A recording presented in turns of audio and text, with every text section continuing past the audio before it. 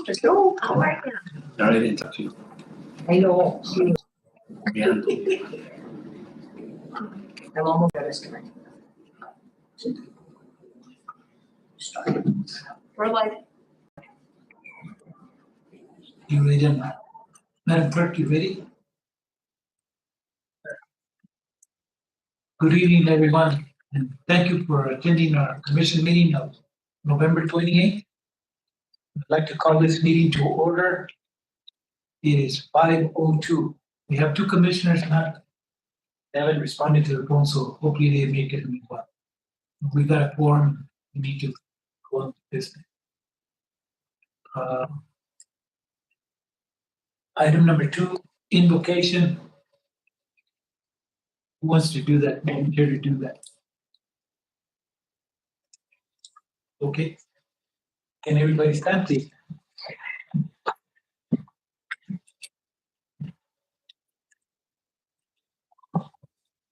Heavenly Father, in this season of Thanksgiving, we give you thanks for this great nation that we have, wonderful state, a great county. I thank you, Lord, for these servants of yours on the county commission, that they are dedicating their lives to helping their fellow citizens to move forward, have a good place, safe place, healthy place to raise children, set down roots, have their businesses. I pray that your blessing of wisdom would be on them, along with the full-time staff, the county manager, all his staff. Give them safety, give them a sense of purpose and the knowledge that they are doing important work. They're doing your work, Lord God, in helping people to succeed. We thank you for a good meeting. Let it be for your glory. Let it be for the building up of this wonderful community that we call home. And we pray in your most holy name. Amen. Amen.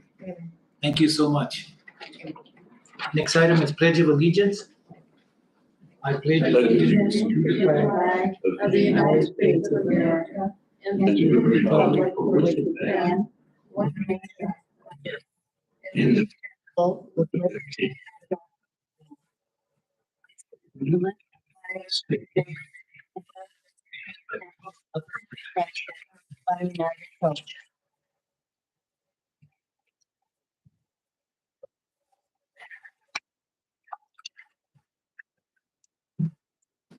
Roll call, Madam Clerk. Commissioner Aguilar, Vice Chair Secretero, Commissioner Duggan, Commissioner Gonzalez, Here. and Chair Martinez. Present, ma'am. Approval of agenda. Commissioners, have you had a chance to review the agenda? Any changes? If there is none, I need a motion to approve the agenda as presented. I'll make the motion to approve as presented. Motion by Commissioner Gonzalez. I'll second. Seconded by Commissioner Aguilar. Any further discussion? Hearing none. All in favor signify by saying aye. Aye. Any opposed? Hearing none. The agenda is approved. Item 7, approval of minutes of November 14th, our regular meeting. It was in your packet. Commissioners, did you have a chance to review? Any questions or comments or changes? Yeah. If not, need a motion to approve. So Motion by Commissioner Gonzalez to approve. Second by Commissioner Aguilar. Any further discussion? Hearing none, all in favor signify by saying aye. Aye. Any opposed? The minutes of November 14th are approved. And thank Ms. Amigo for doing it for us. I will, thank you. Committee and department reports, acknowledge department reports. First one is Fire Marshal Department. Did you guys see his report on file?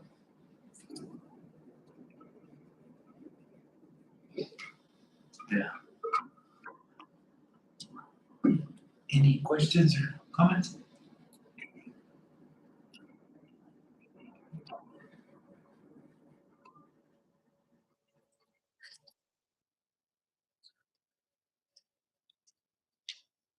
When Mike gets back, I need to ask him something. Okay, road department. You want to give a report, Art? I think I sent one in. Yeah. If you have any questions, let me know.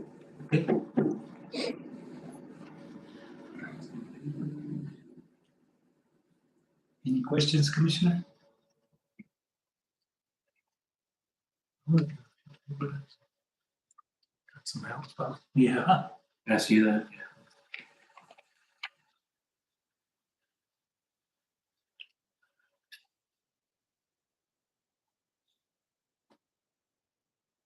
You got 3 least graders, Art? What's that? 3 least graders? No, I got 4. Oh, 4? 4 lease graders. Got good operators on them? Yeah, I got all the operators on them. Good. We just hired a few more laborers I saw that. and, Getting some more help, huh? yeah, sure do. Good. So that works out great. We started up on Hub Canyon, the project space, phase 1 for the drainage. Uh-huh. So we started that this morning. Well, I'm glad you got some help. Yeah, needed it. So, yeah, they're working out pretty good. They came out to be pretty good hands. So they're on time and they're dependable. That's a good thing. Yeah. So, got any other questions? My question, Art, is, I sent Mike, some information work request on that Landavaso Road that goes where the BLM did that, where they can stockpile materials there. Oh, no. Prelims, Council Rock? yeah, that's our county road, correct? County Road 22? County Road 22. We maintain only about 4 miles on it. But you start from 60 going that way? 60 go on 169. Okay. And that- 169 going to Council Rock. Okay, and then that turns to the left, it goes to Salisbury Ranch too, no? You Yes, maintain that one too? yes. Okay.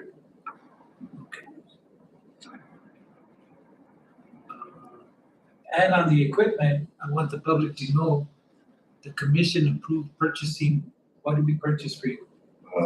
You guys purchased me a roller, sweeper, a loader, and a dozer. We really needed a, I want to thank all of you guys. I want to thank Mike for helping me out on that. Did we do a flatbed trailer, Oh, and a flatbed trailer, yeah, excuse me, yes. $1 million? Early Christmas. Yeah, Mike really helped me out a lot on that and he worked with me and that was great. $1 million. This should last us for a while and keeping them up the dump trucks. And working out fine.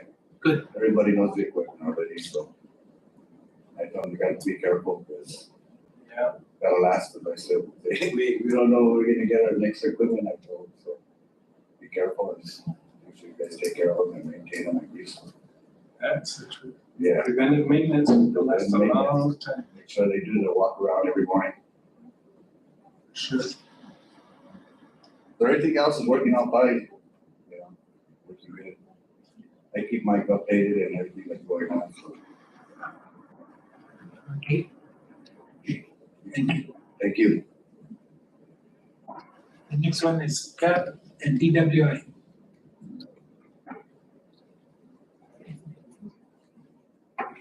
Good evening, Commissioners. Athena Gasumas for Socorro County Community Alternatives Program.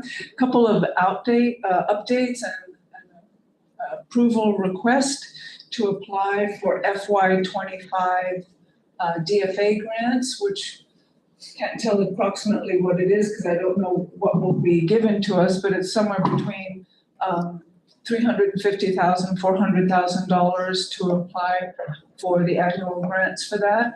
I did find out, luckily, and I wasn't aware of it before, but I spoke with Tamara Espinoza, who runs our RISE grant. It's a 2-year grant, thankfully, so I don't have to write for that this year. So I'm very grateful for that. So that's a 2-year grant for us. Couple of updates for the detention center and what we're doing in there with Administrator Garcia. We're working very closely also with the administration of the Office of Courts. There are additional mandates for things. I obviously wear a couple of hats, but the main ones are administrative, obviously, and then of course clinical. We want to ensure that all individuals who come to the detention center are able, if they need to detox appropriately. And as you heard from Administrator Garcia at the last meeting, how difficult and how much longer that takes. So today I've been on the phone most of the day with Grace Phillips from General Counsel with New Mexico Counties, and I know that that Mike certainly knows who she is, and she's going to help us out. And also with BHSD, who runs our RISE grant. And there are other detention centers, 2 other detention centers, Roosevelt County and Valencia, that Roosevelt has a MAT program, a medicated assisted treatment program in their detention center. And Valencia is in the process of starting one. So they've made sort of a warm handoff and introductions. So Administrator Garcia and I, and of course, the county commission, if Mike wants to come, he certainly can be involved in this as well. So we can see how we can start one in our detention center, because it will be mandated. I mean, it is, I think, for next June. So we have that going on, and we're also speaking with Lawrence Bocc, and I think you may know who he is, Commissioner. So to see if we can get an EMT3 in there to maybe do a rotation, so there is some medical staff on site if we have a few individuals that are in the process of detoxing, just for sort of liability purposes. I have Tana Hudson from PMG coming in to do presentations. We're required to ensure, not only through my office, but also the detention center, that all detainees and all clients that we have information on where they can receive counseling for their fentanyl use, where they can receive Narcan, where they can receive Suboxone, how they can get onto methadone. That all has to be documented now. So it's additional work, but I think it's already sort of helping the community that we're mandated to sort of do that and document that. And it's also will help us with any, knock on wood, liability issues down the road. So I don't know if you have any questions. Administrator Garcia and I, and of course Mike, we're all really trying to see how we can assist in this devastation called fentanyl. So I don't know if you have any questions. Commissioners? No, just thanking you and everyone that's working on this, because it's really bad. Hopefully, we can help someone. All right, thank you so much. Thank you. Next item is the sheriff's on here, so if you want to say something, Sheriff?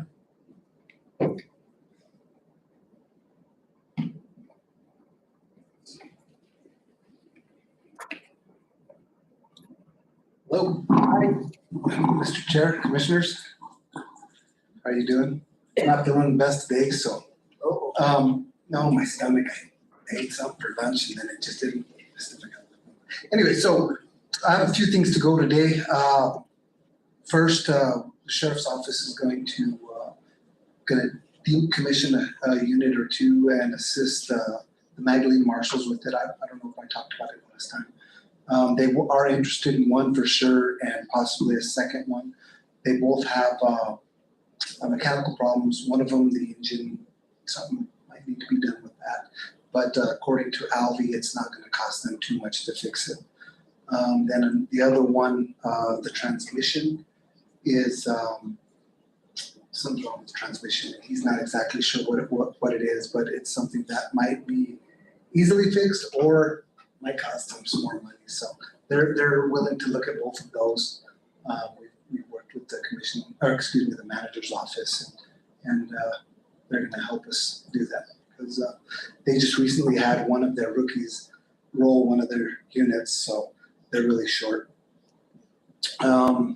Another thing is we have some training coming up. Both myself, Amanda and the 2 firearms instructors are gonna be going to a class for a week to get a certification on use of force. State of New Mexico, their use of force program is almost non-existent right now. I was a use of force instructor through the state, and I don't think they actually have a curriculum right now. Their curriculum is, it was response to resistance. Now I think they're going on an objective reasonableness standard, but that's what it was before. And so we're going to, for, I believe it's a certification through, I forgot the company. But they do occasionally come to New Mexico, but they don't have anything scheduled. We do have 2 new firearms instructors, and I believe that our firearms instructors absolutely have to have a certification in use of force so that they can teach it, because I want all of our new hires, and for our biennium training also, we need to have some sort of a use of force training. I know we've had a couple hiccups with some of our guys in our use of force going above, and luckily it was just very minor when we had to deal with it. But this is something that, because of all the stuff you see coming across the country and all the use of force problems that we're hearing about, which in reality isn't as much as you think it would be, but there is a change in the way that they're wanting us to look at use of force compared to what it was 20 years ago, like when the county manager was there. So we're trying to keep up with the times. So we're going to be very, and you look at it and you see a lot of lawsuits that come out towards law enforcement. A lot of it is use of force related. So if we can get ahead of that, I believe it could save us money in the future. So that's something that we're looking at doing. What else? We were able to find a new truck for some of that money that we got. And we have Chris going. Can't find any vehicles in New Mexico right now unless they're Dodges, and our Dodges just haven't been, even the new ones, just they haven't been holding up to the way that we use them. Figure deputies in their units 8 hours a day, putting a lot of miles in them. So we were able to go to Iowa, Illinois, and we're going there to pick up a Ford truck. There's no Ford police trucks in the state of New Mexico right now for sale. We tried everywhere, and we were actually able to get them come fully loaded the way we need it. So we're sending Chris up over there now, and he's tomorrow morning at 2 in the morning he's leaving, and he's going to drive it down. So hopefully we'll get that in, and that one works out for us. Last but not least, we have 3 deputies that just finished the police academy. The police academy is 16 weeks of not a fun time. You know, you get maced. I don't think they actually had to get tased. I think they took that out, but basically they're away from their families for 16 weeks, and that sucks. And regardless of that, they made it through, and they did a good job. There was no problems through there. They passed a LEOC test, I believe that's what they call it now, with no problems at all. So I'd like to introduce you guys to our newest certified law enforcement officers. It's going to be Ignacio Chavez Jr., Frankie, and Augusta.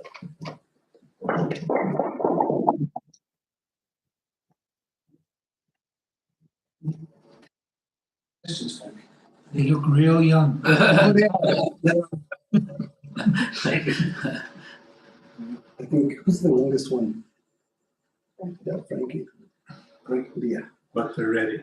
But they're ready. They're coming out. They worked with us for about a year before they went to the academy. Maybe not that long, some of them. And but they're ready. They're going to come out running, you know. So. Any questions, guys?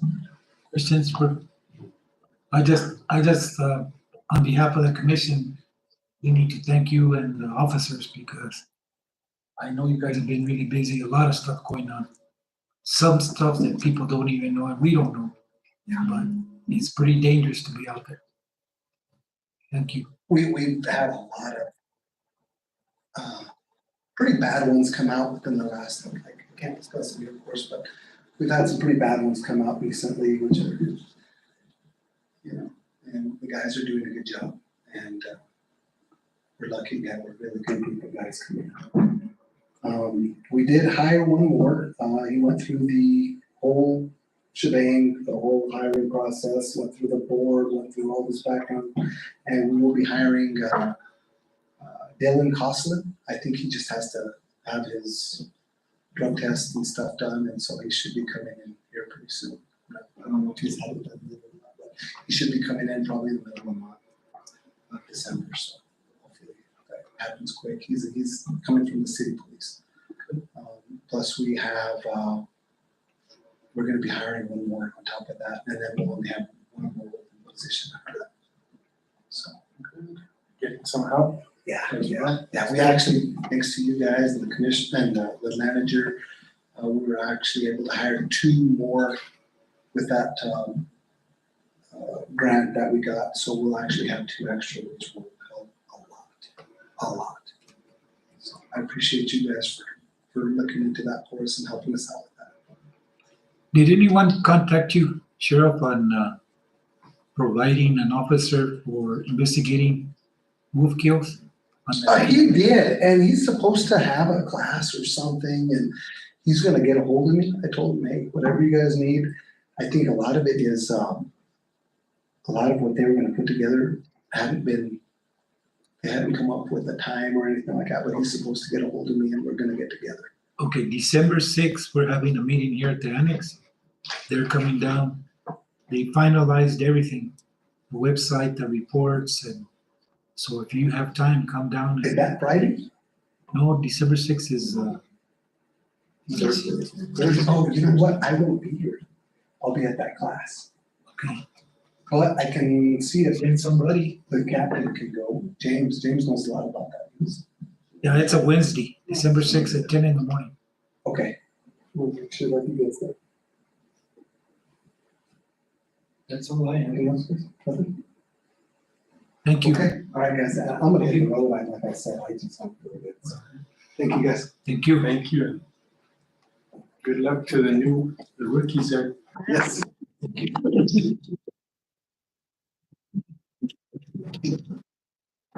Next one is acknowledged manager's report.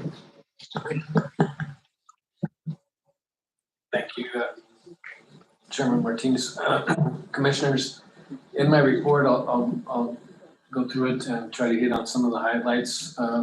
We've already started the construction work on Hob Canyon, which is one of the champion projects of the commission that we're doing each quarter. I would like to say before I go further that the road department equipment that we talked about earlier, just to remind how we're paying for that is through interest income along with the champion, the commission district champion projects, along with other things. And I think later on my report, I think I talk about how much interest we just earned in the last 2 months.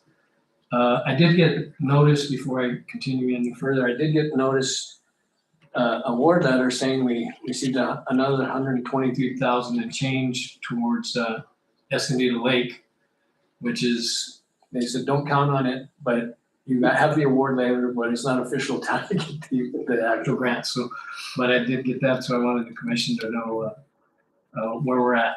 And then after my report, I'd like to show a spreadsheet about the generous people in this community that have given to the Guerrero family. So if I have to switch, I'll go to that after the report.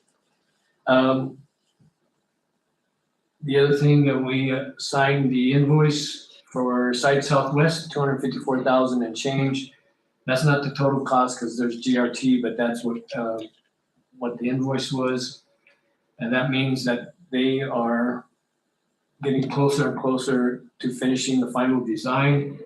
I had advised them that I'd like to be going out to an RFP for bid for construction in early January to at least do phase 1 And if we got that other 123,000 in, that means we probably have close to about 650,000. I think the whole price on that project through all the phases is about 2.7 million. Phase one in San Antonio Park, if you've gone by there, it's level. We're moving along. Tomorrow, I think they start forming for the pavilion and stuff. So that'll be up. Still trying to find a local plumber that will actually do some stuff that we need. We met with 2 of them and we haven't gotten any costs back. And again, IPRAs are clobbering us like crazy and constantly working with the county attorney, ITG, and my executive assistant. We share responses and we both go over and we collaborate on the response to make sure we have the time frame and all the information. I did receive notice from New Mexico Supreme Court that we were number 3 in the queue in importance in the Socorro District Court windows, and we received 710,000, but it's not officially until we get the grant. So, and it needs an official letter from the Supreme Court. So, if that's true, our project funds now stand at $1,870,000, and that's another $2.4 million project. But I think we can get, if that's true, we'll get through a lot. And again, we're trying to kick that off by January with Formative, who's our architect, and go out to an RFP on trying to get windows and doors. I met with Gwen. We're applying for another grant. We're almost done with it. It's pretty arduous. That one's pretty long and hard. And then I've also talked with Formative, an architect there. We're applying for another grant for Escondido, and I'm talking with Gwen again out of the SCOG on another possible one as well. So, but what we know for sure within the last 3 weeks, that was before this $123,000 notice, Socorro County has either obtained or has promised to be obtaining $1,321,532 in different funding for different grants and different projects. We did have a meeting on broadband, and we're still moving forward with Western and Resound, and Western did receive that $25 million grant over 5 years, which is good news. I don't know if any of you saw on Channel 13, myself and Manuel Guerrero met with Channel 13 News reference interviews. I think that was a good. They interviewed me for 30 minutes, and I think they showed me for 3 seconds. And they didn't even get my good side, so I don't know if I have a good side, but so just so you know, so in investment income, as you can see, in the last 2 months, we received over $186,000 in change just in 2 months. So again, that's helping us pay for that heavy equipment and also the projects, the champion projects. And here's the kind people that have donated to Manuel Guerrero's family.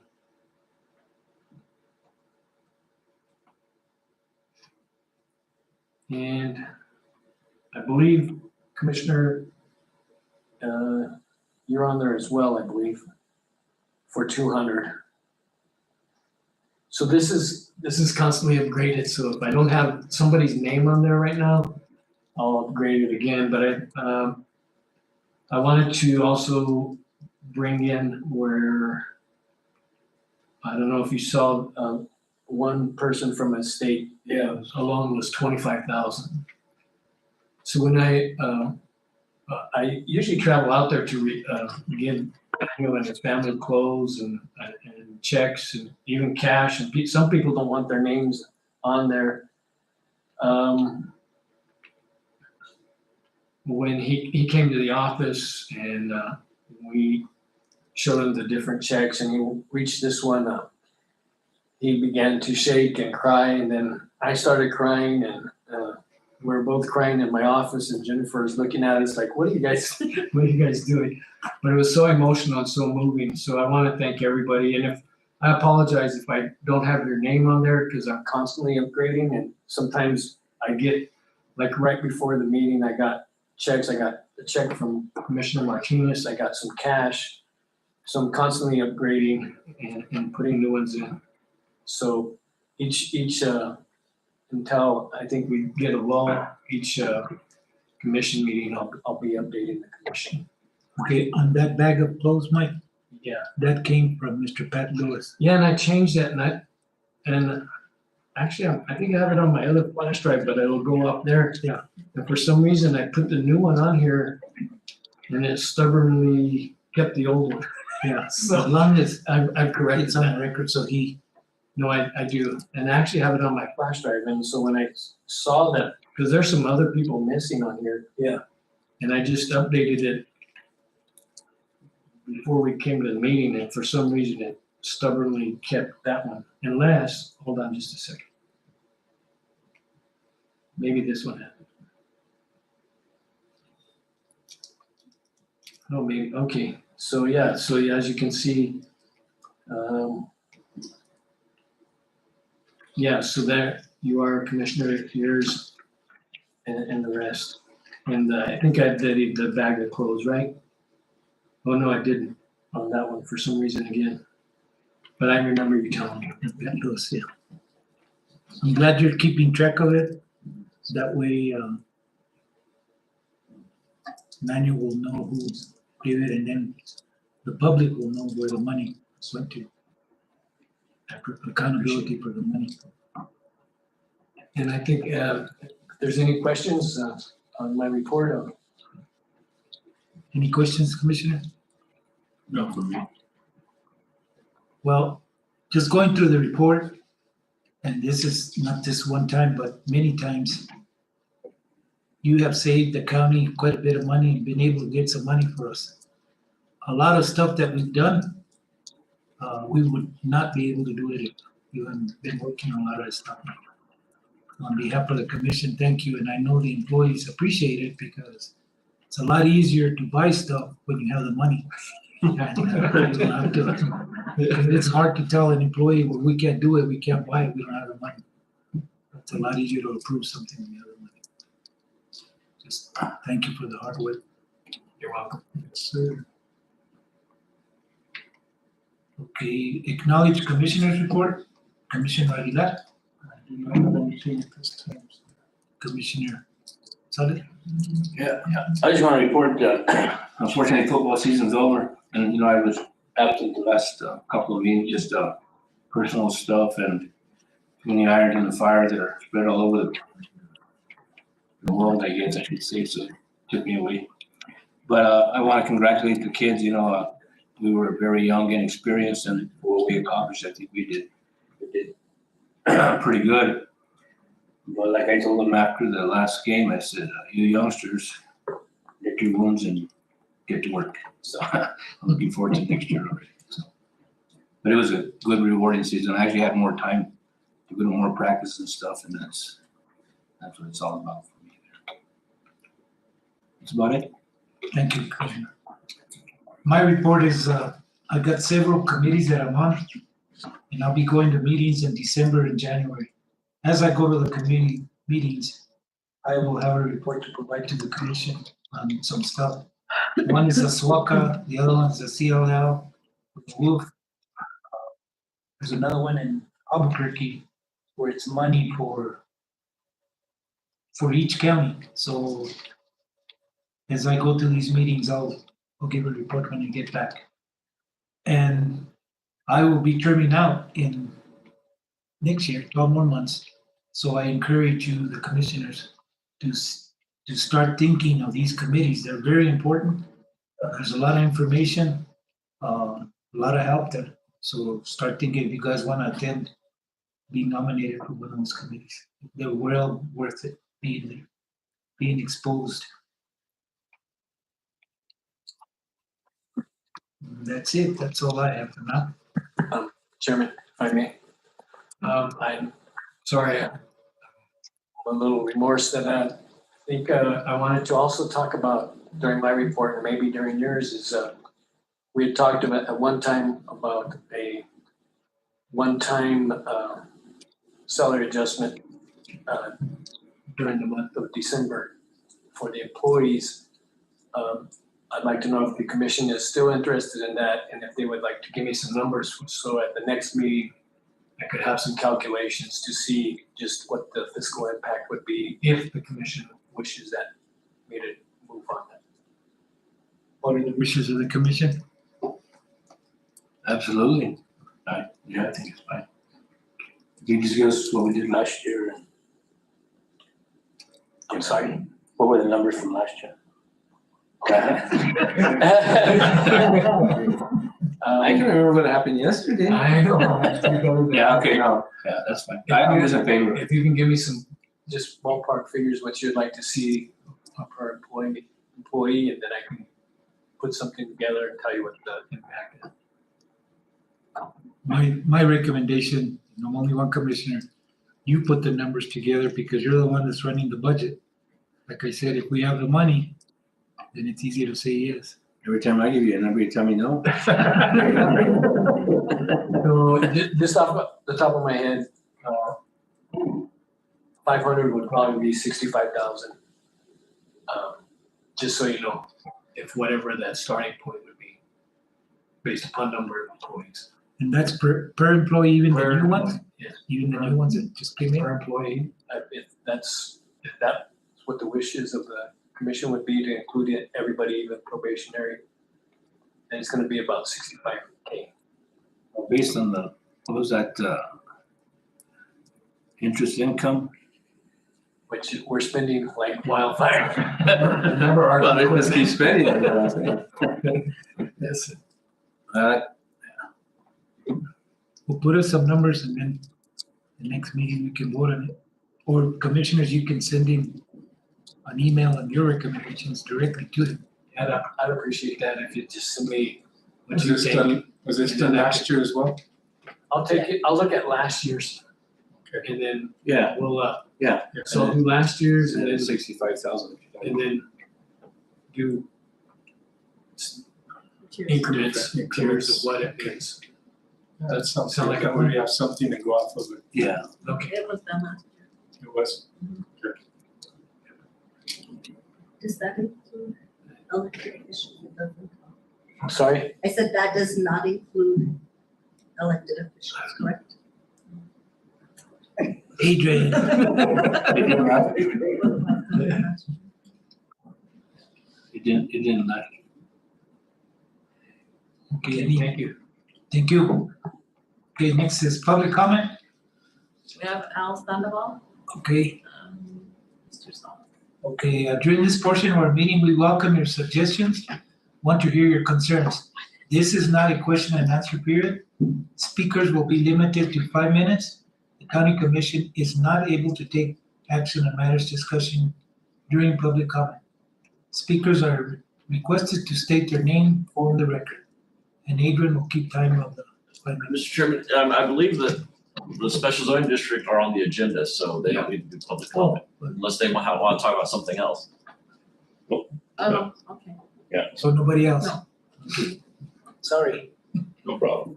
Okay, number 10. Presentation by Marcia Ann Thornton regarding assisting the veterans. We're honored to have her here. The commission asked her to come, so you will see what this lady has done for many veterans. She's a veteran herself, so thank you for coming and doing this for us. Well, let me start by giving you some information that you can look at later. There's one for each of the commissioners, and I have a few extra. Just so that you know. Thank you. Thank you. I'll come back here to the microphone.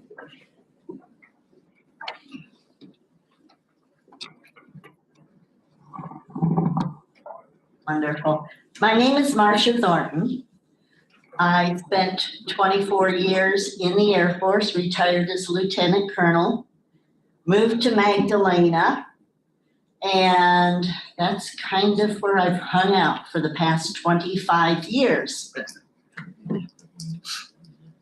This evening, what I'd like to do is take you on a journey to learn more about our local Socorro veterans from World War I, World War II, Korea, Vietnam, the Gulf War, the Cold War, and the War on Terror.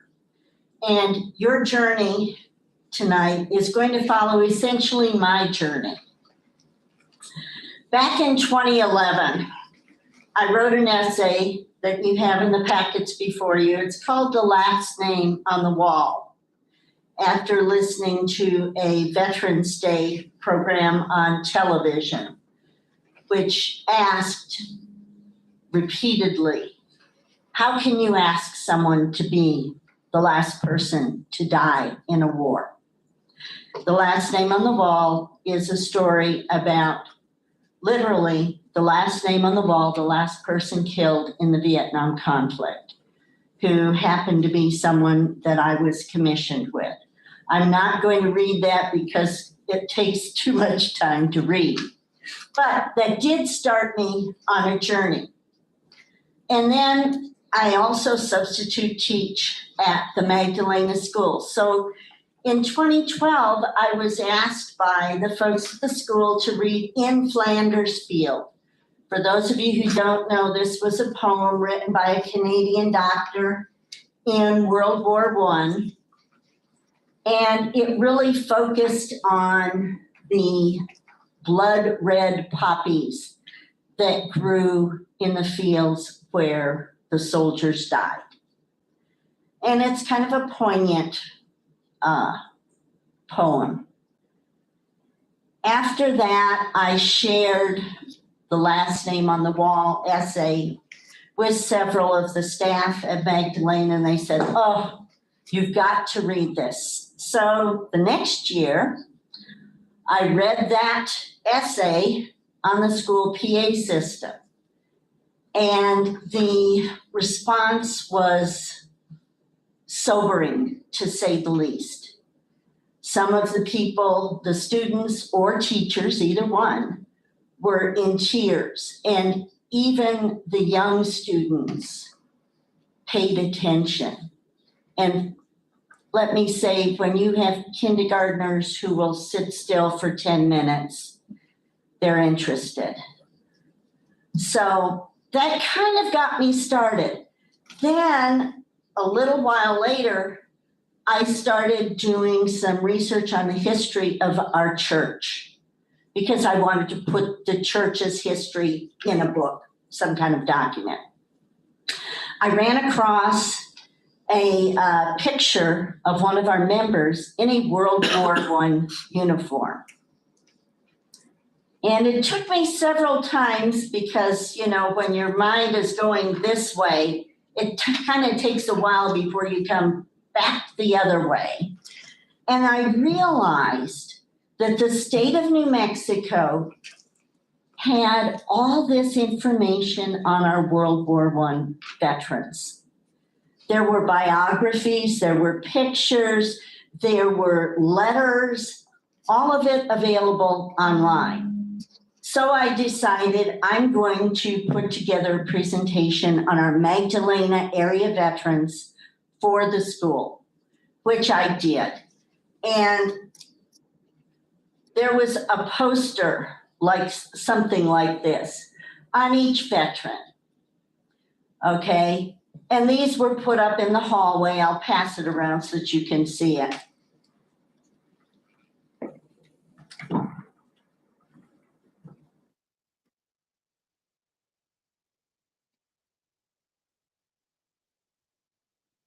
Those posters were in the elementary, the middle school, and the high school areas for the students to see for about a 4-week period. And then on Veterans Day, we had an assembly and actually talked about a lot of the veterans who sacrificed their lives for us. The following year, I did World War II. And amazingly, let me back up. World War I.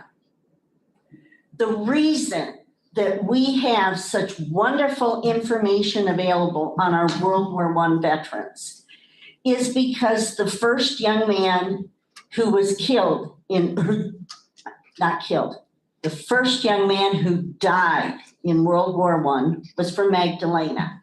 His name was Raymond Curtis Bloom. He was selected for officer candidate school. He got on a train in Socorro, headed to Fort Riley, Kansas. 3 days after arriving at Fort Riley, Kansas, he died of the influenza. His older brother, Lansing Bartlett Bloom, was actually had been the pastor at the Magdalena Presbyterian Church and was now working for the state history office. Lansing was 13 years older than Raymond was. And so Raymond's death really hurt him badly. And he decided that the history office needed to compile information on our veterans. So after the war, they actually sent letters to every single New Mexican who served in World War I, asking them for pictures, for biographies, for letters, for whatever. And they put all that information together and actually published a couple of books with that information. When World War II happened, Lansing Bloom was still working with the state history office. And so after World War II, they did the same thing. So we have wonderful records on our World War I and World War II veterans. Sadly, that's not the case with Korea or any of the subsequent conflicts. However, I have worked very hard to try and draw people out so that I have information and I can put together all of the information on our veterans. There's something very satisfying about seeing these kids go, oh, that's my grandpa, or that's Uncle Joe. And the kids get into it and they understand a little bit more about what happens with wartime and the sacrifices that people have made. And that was the whole idea of this. So I have already gone through all of our wars, fortunately, or unfortunately, however you want to look at it. We're starting back through. What I'm trying to do at this point is to get as much information as I can so that I will be putting this information into a book. And each veteran will have a biography with pictures, with copies of the awards that they received. Maybe pictures of them. In one case, I have a picture of a young man leading a platoon. Okay, so that's what I want to do, is to put it all together and then put it in the school library and the village library for posterity. Because we need to do this. I mean, our World War I veterans are all gone. World War II, most of them are gone. As a matter of fact, from the 65-ish Magdalena veterans that I did this year, only one is still alive. She is 100 years old, and it's a she. She was a Navy wave and served at the Pentagon in Washington, D.C. Her husband was an aerial bomber, Gene Torres, who had Gamble's for so many years. So Una Cuvier Torres is the only veteran that I know of from Magdalena area because she moved there after World War II with her husband. And I can't imagine growing up in Louisiana and coming to Magdalena, culture shock time. Anyhow, I just wanted to pass that information on to you, let you know what I'm doing, and you can look at the information in your packets at your leisure. I'm available to answer any questions. This is for information for you folks. Thank you. Yeah, any questions?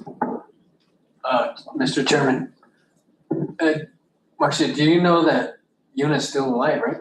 Yes, she is. He's, She's 100 years old. That's right. She is at Good Sam's. yes, that's true. That is, I didn't know. Yes, I did know that. I had to find her son to find her. But I found her son, so. And that's how this sometimes works. You know, someone will say, well, gee, you need to talk with so-and-so, and then you put the pieces together. So thank you. You want to give the word? Well, Marcia, you're doing a lot. You know, that's the reason the commission wanted you here. And this, you're doing it on your own dime and everything. That's commendable because you are right. We shouldn't forget the people that served this great country. They gave a lot. When I was younger and firstly newly married, I had to work 2 or 3 jobs to keep the family going, you know, my family. And at night I'd bartend. And at the bar, I met many veterans. And they wouldn't talk nothing, you know, they wouldn't say nothing until they had a few beers in them. And I got to know a lot of stuff from veterans from this area. It's amazing how many people served from this area. It was amazing stories. And I got really interested more and more because some of them sacrificed. I'll tell you one story. Jose Salas, he was from Magdalena, and Baby Gomez. They were at the Battle of the Bulge, and they were there for many years till it ended. They were in separate companies, and in the morning, Jose was going through the chow line to eat breakfast. And the guy said, where are you from, man? You know, they were talking, oh, I'm from New Mexico, Magdalena. And the other guy told me, there's a guy from Magdalena in our unit. He said, he's up there.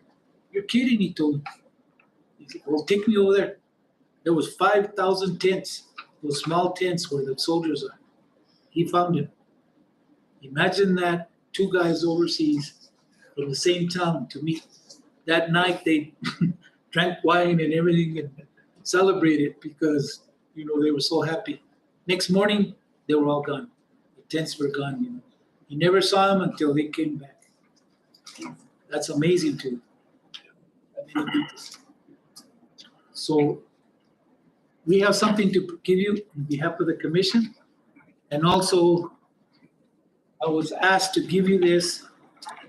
This quilt is a quilt of valor and is presented to Marcia on behalf of the Socorro County Fiber Arts Guild. A quilt of valor is presented to veterans and active service personnel as a sign of comfort and appreciation for the service and sacrifice of those who are serving or have served in the armed forces and protected our freedoms. Marcia is more than deserving of this quilt of valor, and we thank her sincerely for her service to our country and for her dedication in recognizing other veterans in America. We'll present you.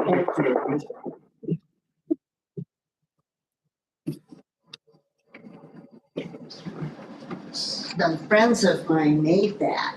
Because I know a number of the ladies in the guild and the gentlemen.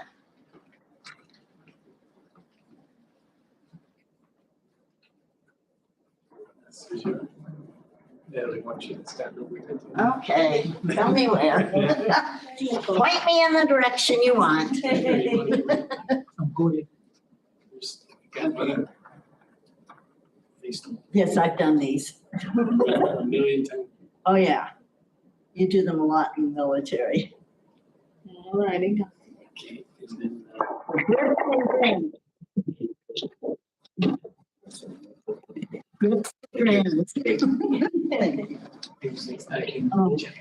Here's a guy. wait, Joe. Ooh, wonderful. I will need that. Oh. Here. There. Whoop. Actually, probably should have left it on the floor. Adrian, do you want to come to picture? So, Okay. Okay, I'll leave you. Thank you. Thank you. Thank you. Thank you so much.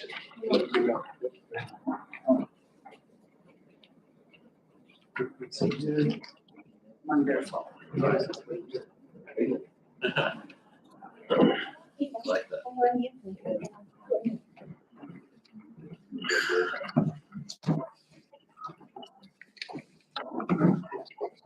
That's a crazy story. Yeah, Yeah. you should see all those things he had. There's quite a few. Interesting. That'll work, yourself.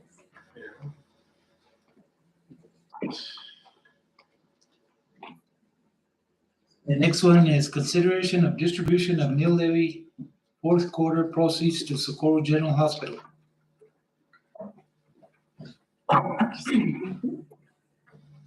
Good evening, Good evening. commissioners. How are ya? Good, you? Good, thank you. As you know, I'm Veronica Pound. I'm the hospital chief exec at Socorro and the nurse exec at Socorro General Hospital.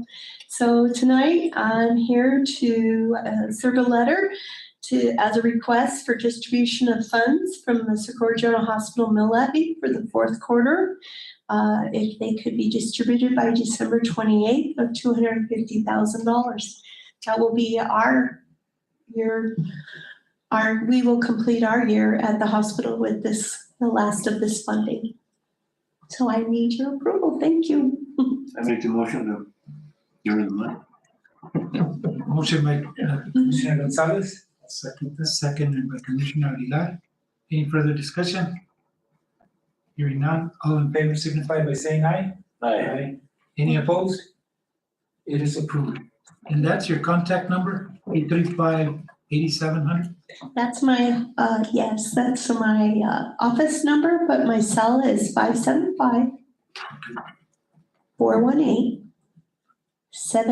575-418-7854. Thank you. You're welcome. Feel better.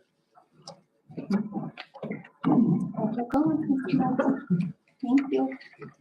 Did I get the contract back? No, yeah, okay. Next item is consideration of Escondida design and fee proposal.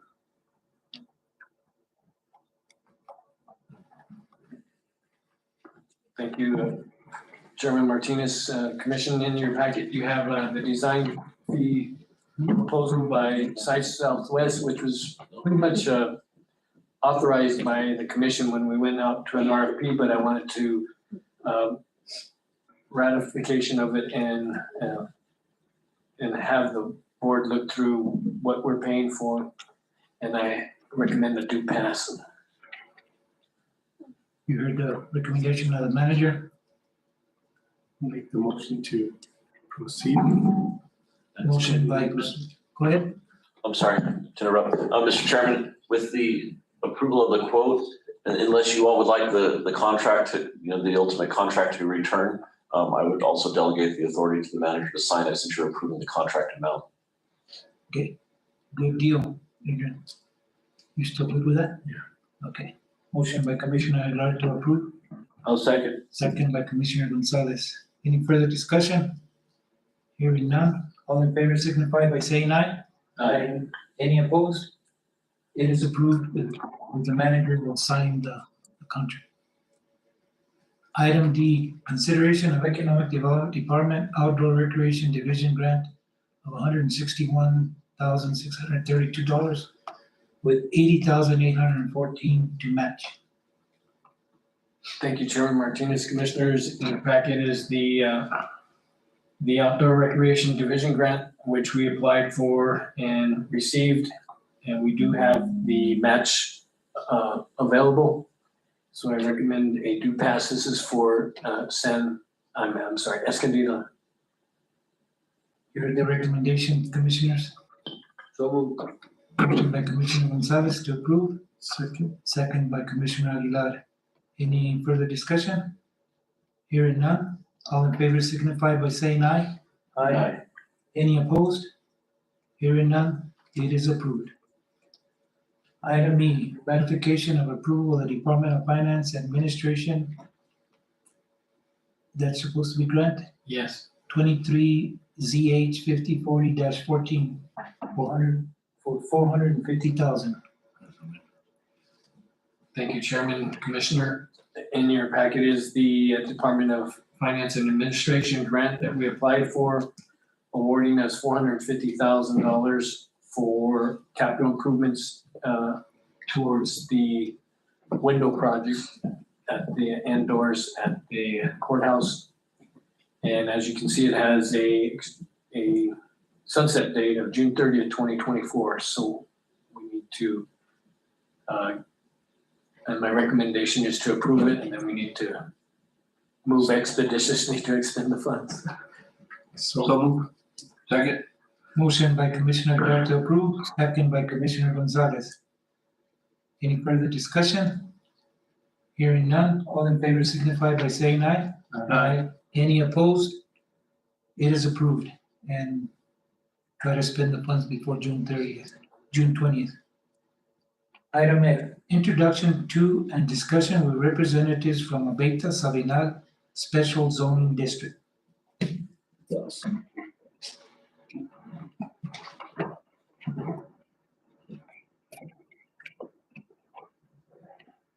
Good evening, Commissioner, Chairman, and Commissioners.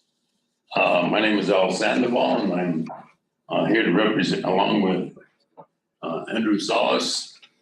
We're just newly elected commissioners of the Abeta Sabinal Special Zoning District. The reason why all of us aren't here is because we're going to be considered a forum, and we've had 2 meetings going on at the same time. I don't know, I brought some kind of an agenda that, I don't know if you have this already or not, but look like that's. Can I make a copy of We the have one? one today? Yeah. Okay. So,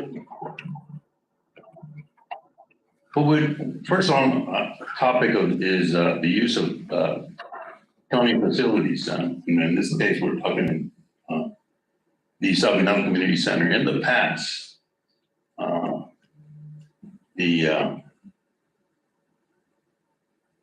do I say this?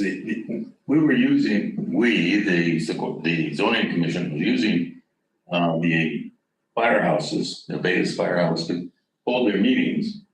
Well, now that we have the community center, we'd like to use that. It's there, it's a county facility, and we're holding our meetings first or second and fourth Wednesdays of the month. So tomorrow's our first official full-blown mission meeting, okay? And then we posted open meetings on it, so everybody knows about it. So really, that's it for the facilities. The other part is the website presence. We are suggesting a mutual website presence. We have a website, and of course, Socorro County has a website, and we will post a link from our website to the county's website and vice versa.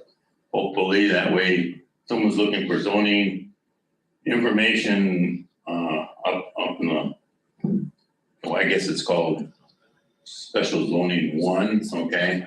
There was a comprehensive plan that was produced back in 2006, okay? And it introduced both it taught or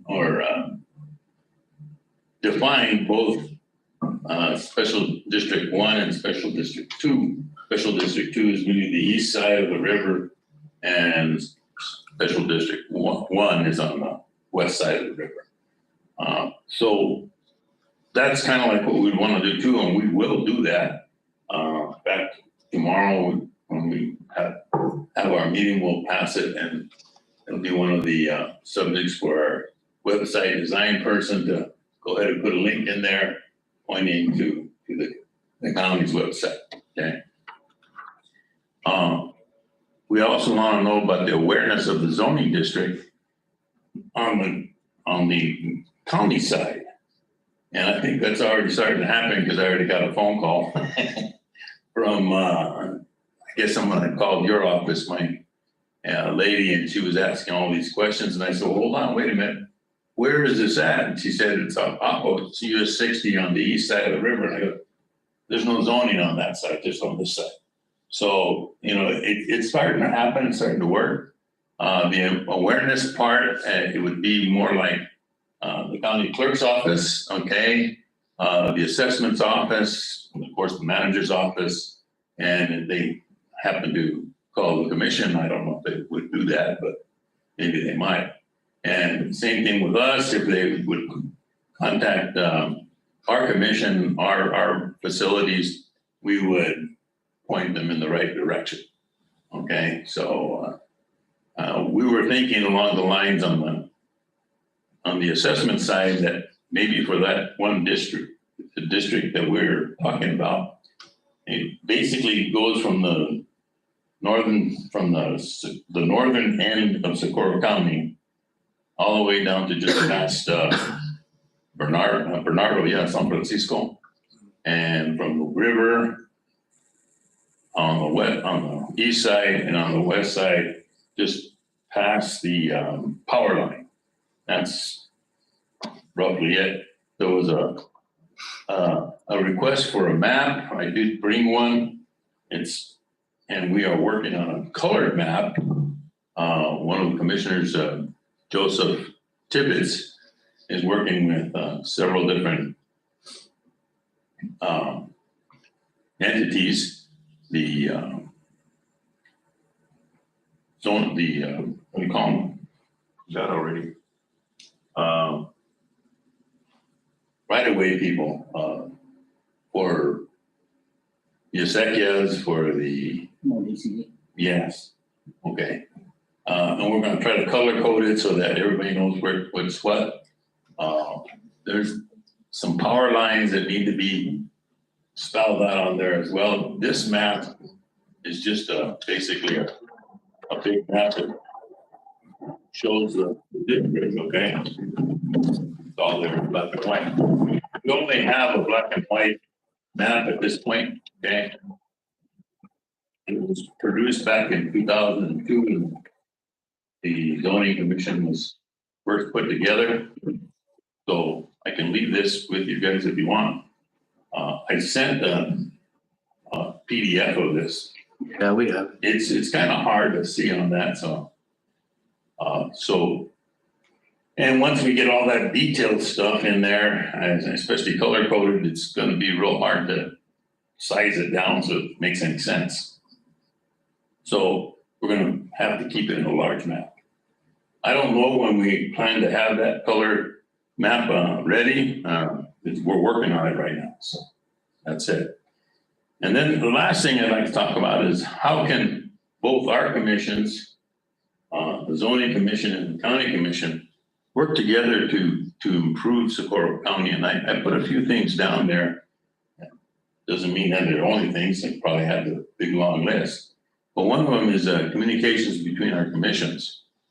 And to that end, I'd like to say that one of the things that we can do is perhaps, I don't know how you want to do this, we want to give a report to you guys, or you guys give us a report. I don't know. I was kind of thinking we could do a quarterly in-person report to each commission. It doesn't have to be all of us, just one of us, a representative of the commission, say, well, we meet once a month or once quarterly and kind of go over things. The other thing too is to feature county events on the website and any road improvements or anything that's happening in the zoning district, especially construction of any kind, anything like that, okay? And we could post it on our website as well. And one of the things we're gonna talk about and try to improve or bring out more community is now for Christmas, we're planning on having a holiday festival, if you will, decoration contest, okay?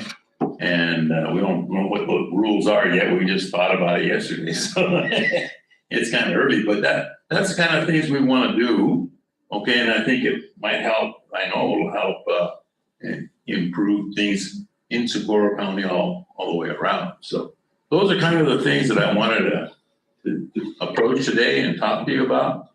If we could use the Saguenay Community Center, I believe one of the members on the steering committee, which is now becoming our advisory committee, his name is Ken Armijo. He has kind of like the mayordomo of the Saguenay Community Center. He has keys to the place. So, and he lives right next door to it. So he could open it up for us if we could do that. And then we could post, have our meetings there, and we'll post it so that everybody knows where the meetings are. Right now, I've posted it on, I think it was in the Socorro Chieftain and Valencia Bulletin, and I posted it on Facebook, so it is an open meeting. Okay? Any questions or comments? Commissioners? On the zoning, what kind of zoning things are you thinking about? Okay, what it was started out to be back in 2002 when it became an item, the idea was to, again, they had a big, I guess, gorilla that they were trying to stop from happening. There was a nuclear power plant that was going to go in there somewhere in Saguenay or Abetas, and because of that zoning district, they stopped that from happening, okay? Our goals for the zoning commission is to try to keep the traditions and lifestyle that have been there for centuries, okay? Limiting or trying to curtail, if you will, or move businesses and disruptions to that way of life in the zoning district, okay? Because there's a lot of tradition in that area. I mean, my wife's family, Andrew's family, has been there. Well, my wife is on a Hara meal in the Beta, and we live in a Beta. That's where that town, that's how it got its name, okay? And there's a lot of things happening in that area now. RV parks are popping up, and there's no other than the state restrictions, okay, if there are any, and it disrupts people's ways of life out there. And so what we're looking at is trying to keep our traditions and our lifestyles. I know today's is, we're not behind the horse and buggy anymore, okay, but the way life used to be, you know, nice, quiet. We have ordinances, or the county has ordinances for different things, and we'd like to supplement that as well, okay? And in this comprehensive plan, it also has those same kind of ordinances, okay? So that's really what we're about on the zoning district pursuit, is to preserve and help move and keep the traditions of our ancestors still alive in at least that little section of earth, okay? Because otherwise, well, we're gonna be, might as well move Albuquerque here, okay? And it's tough, all right? I know in the 16 years that I've been there, we've seen a lot of, I think they're gonna go by the wayside. Marijuana pot plants go up. I think there's like 5 there now in the area, okay? And they're kind of quiet, but also where they don't have power, they bring in generators, okay? And so people are getting a little perturbed about that because they run on like bomb. So there's a noise ordinance issue, okay? And the way it kind of works is this way. If a company wants to move in, and they have to, by the decree of the ordinances, the special zoning commission, special zoning district document that was produced back in 2002 and upgraded, I think, through 2008. It takes, someone has to go to their 10 neighbors surrounding their area and get them to buy in on what they're wanting to do. Okay, so if another RV park wants to come in, or let's say a power plant wants to come in, or a dairy park, I don't know, it's something commercial other than residential, agricultural, and what's the term for livestock? Cattle, agricultural, I guess is the word, right? That's been the community. And that's what we're trying to make sure continues through the zoning commission. We don't want to be a homeowners association. We're not that, okay? So you're still allowed to build what house you want to build on there and that sort of thing. And we're not going to tell you, your house has to be a certain color. No, we don't want that. We're about agricultural, rural, and livestock, okay? So that's kind of what we're trying to do. Any other questions? I guess I have one question. So you come up with the ordinances, who enforces them? Okay, according to the document of 2002, there's two places that can enforce it. One is the county sheriff, and the other is the district attorney. Okay, depending on whether or not it's a criminal violation, the district attorney will get involved. But there's a whole process that has to go through, okay? You can't just say, hey, I don't like your, whatever you're gonna put in here, and so we're gonna issue a violation, okay? No, you have to go through a series of situations. You have to issue them hey, did you know that you might be in violation? And then you have to wait 30 days, and then if they don't do that, and then finally it gets down to the point where after 3 or 4 iterations, and they're still not complying with the issue, then we would go to the sheriff and ask the sheriff to issue the violation, okay? Although we don't anticipate too much of that. I don't think we will, but maybe we will, who knows? Right now, we're just trying to keep it, like I said, we want to keep the traditions that are there in that area. Okay? Any comments from our manager, attorney? Well, so just going through this list of ideas or requests, the use of county's facilities. So every one of these things, requests or ideas, builds tacits in between this commission and the county manager's office and the zoning district, which the zoning district is independent. And with the passage of new laws, as you know,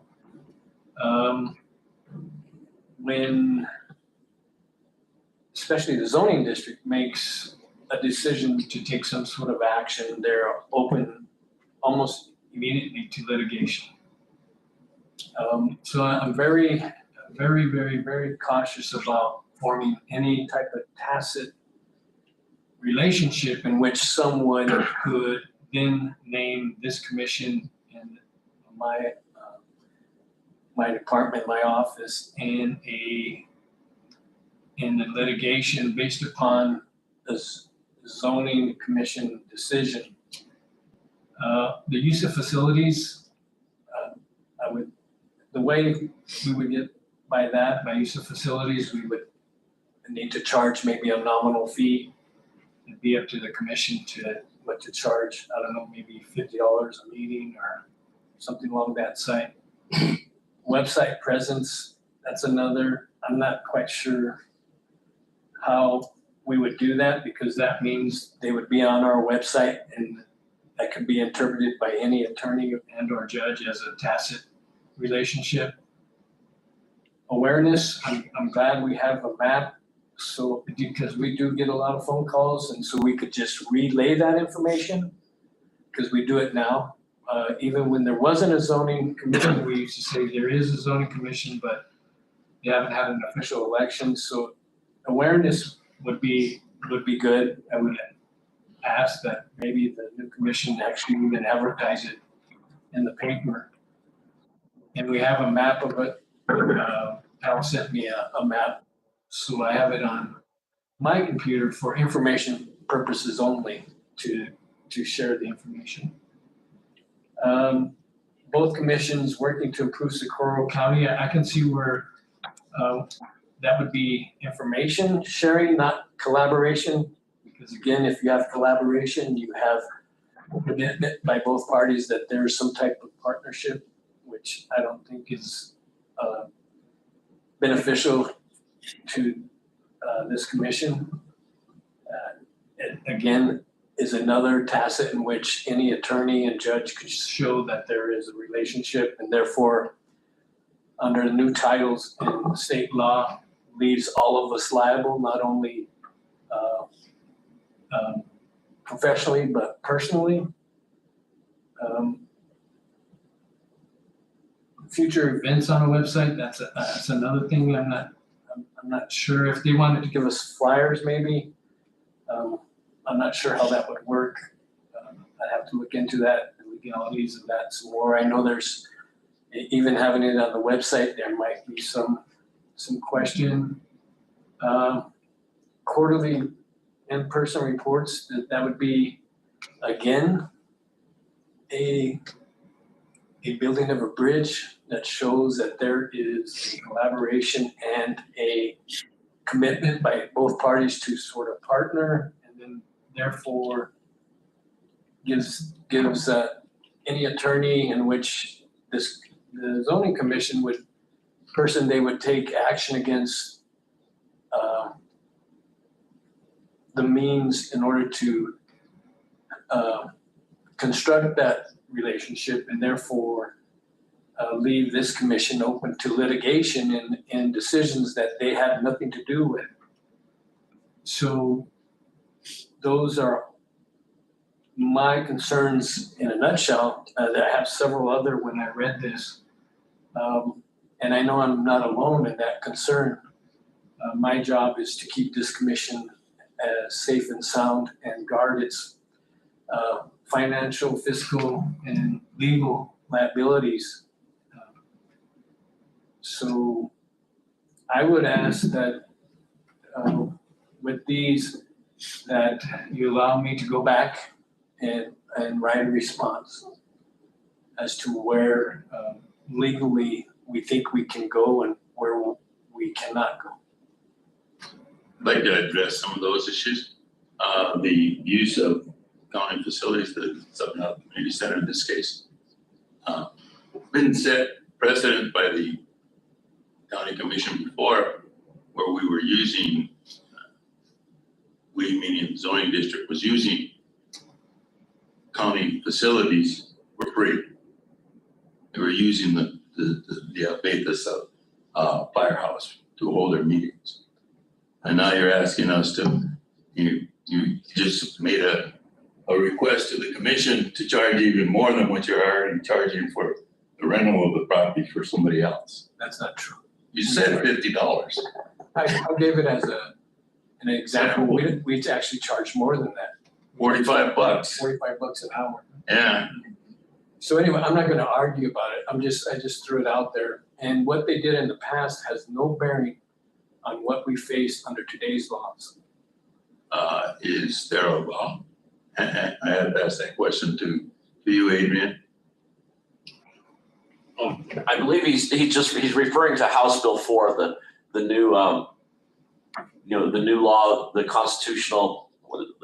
Civil Rights Act, which basically makes anyone who is even a contractor for a governmental entity makes the governmental entity directly liable for that. So I think that's the new law that's come into place. I think that's what he was addressing. Oh, okay, so it has nothing to do with precedents that was set by the previous commissions? No, it's really up to this board. I mean, so being that you are a governmental entity, this board can elect to allow you to use the building for free, or they can say, charge a nominal fee, or charge, say, follow the building use policy. So that's up to this board. They do have that option since you're also a governmental entity. There is no legal precedent set by what happened in the past, though. Whatever happened, this board gets to make that decision ultimately. But yes, they do have that option. Okay.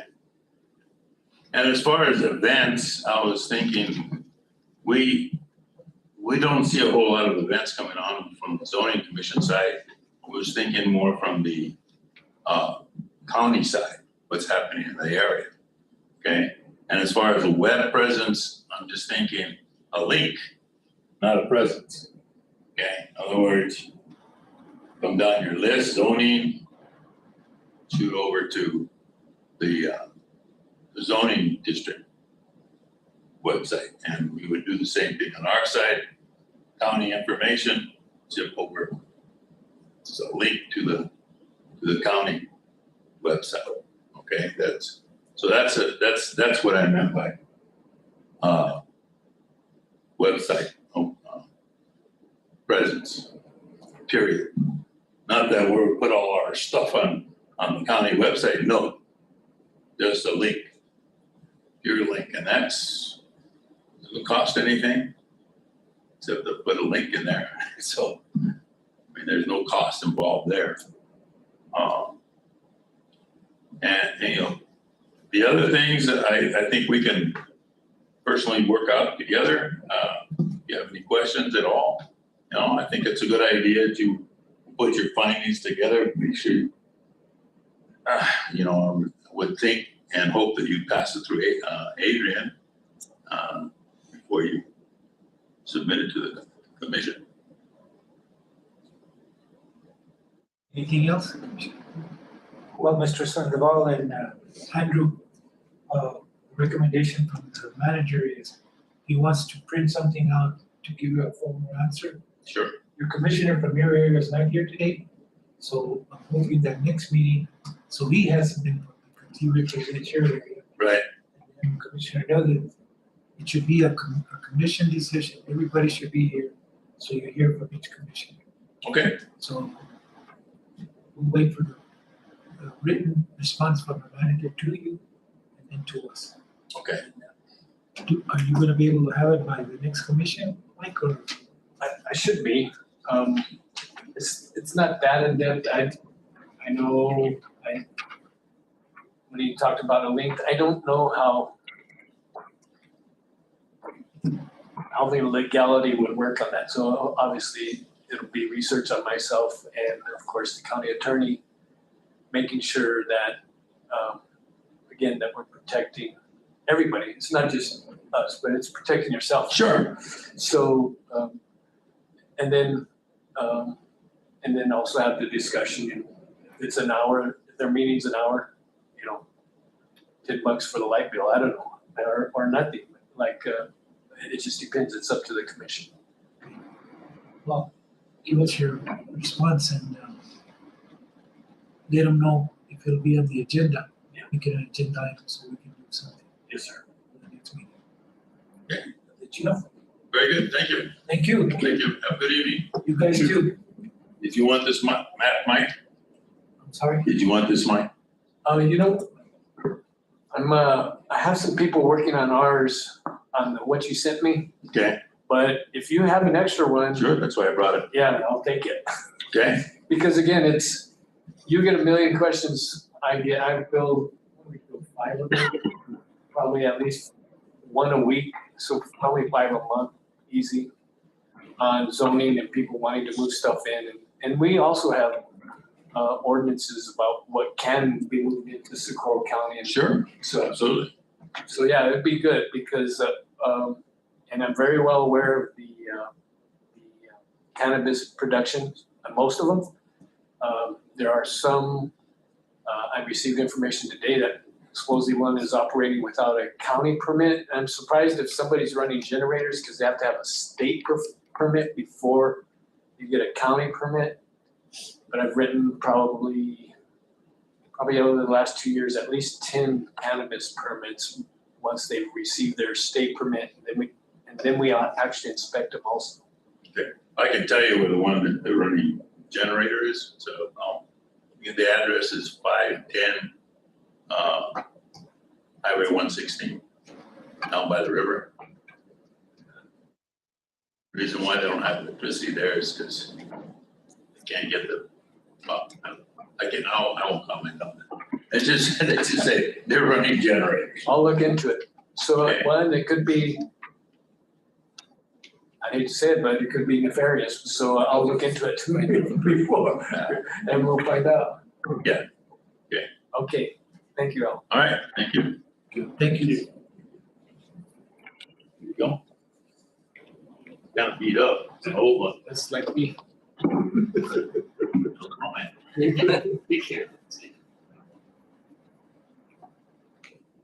So commissioners, all we need is, we don't need a motion because we just direct our manager to give us a written response.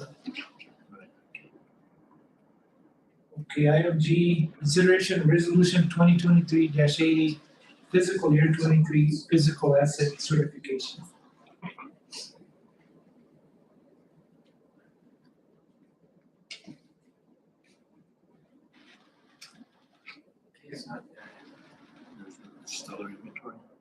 Yes. You got everything that value? Yes, sir. Everything is in there. It's been reviewed, so I recommend to accept. So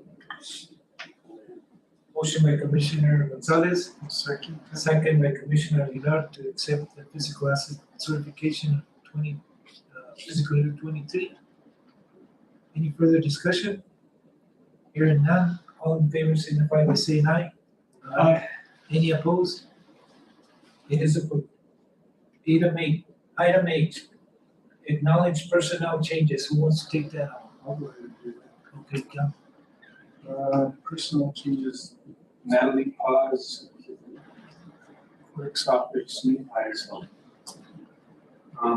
Donna De Negro, road department, new hire labor, Matthew Garza, road department, new hire labor. Okay. Need a motion to acknowledge the personnel changes. So moved. And I'll second that. Motion by Commissioner Aguilar, second by Commissioner Gonzalez. Any further discussion? Hearing none, all in favor signify by saying aye. Aye. Any opposed? Personnel changes are acknowledged. Item 11, we have A and B, approve vendor checks and approve payroll checks. Take that on. I'll make the motion to approve the vendor checks and the payroll check. Payroll in the amount of $227,795.26. And then the vendor checks totaling $891,791.69. Motion by Commissioner Gonzalez to approve both. Need a second? Second. Second by Commissioner Aguilar. Any further discussion? Hearing none. All in favor signify by saying aye. Aye. Aye. Any opposed? Both vendors checks and payroll checks are approved. Executive session, we have nothing, correct? Correct. Okay. I come back and no executive session. Our next meeting is December 12th, 2023 at 5 p.m. Wasn't there a discussion about? There is, yeah. Should we have just that one meeting, December. or move the meeting? I will say that currently the commission directed the publication of the hearing for the Enabling Act ordinance for the 12th. So we would have to redo the publication if we move that, which isn't a problem, but we would have to cancel that public hearing. It's up to this board if you want to have just one meeting in the month. You want to change the date, keep it just on the 12th. Have two meetings. I think the only issue with the second meeting is that it's the day after Christmas. So we can move it to the 24th if you want. Oh, yeah. What was the publication for? The I think I need to set it, but the Enabling Act ordinance that was published for consideration. For the county to codify the New Mexico Enabling Act. Oh, okay. Yeah. So Then, it's not a biggie if we move that. up to you guys. So we'll have one commission meeting, and then, that other one will, the enabling act will be in January, correct? If you so. I like that idea. So moved. Okay. Motion by, Which day? on January? No, which day in December would you like to have the meeting if you're gonna change it? Or Just a regular meeting, It'll be right? well, if you're one. gonna stay, then you don't need to change the Enabling Act ordinance. Oh. Yeah, then we can continue with that. Okay, It doesn't have to be yeah. in January. If you just Just- wanna stick with the 12th. The 12th is good for me. So one meeting on the 12th. One, That works. That works. Well, let me see. That's usual, right? That's the usual, yes. Yeah. We're just dropping the second one. Okay.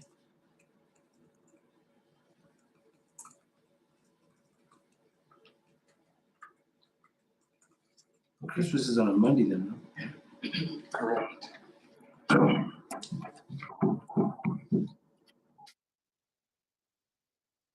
Could we move that meeting to the 19th? Instead of the 12th? It's up to you guys. It's up to you. I think it probably, I mean, since you already have the public hearing. Oh, it I doesn't now I matter. catch, now If it doesn't matter, then, just have the I meeting. just, You don't I'd have to suggest change just the having it on the publication. 12th. Okay, Yeah. it's the 12th then. Yeah. Okay, motion to have only one meeting in December on the 12th at 5 p.m. Yes. Motion by Commissioner Gonzalez, I will second that. second by Commissioner Aguilar. All in favor, signify by saying aye. Aye. Any opposed? It is approved.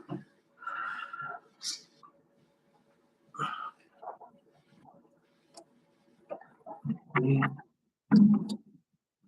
And before we adjourn, let's make sure and we send, let Glenn and Craig know about the salary increase and what their recommendation is.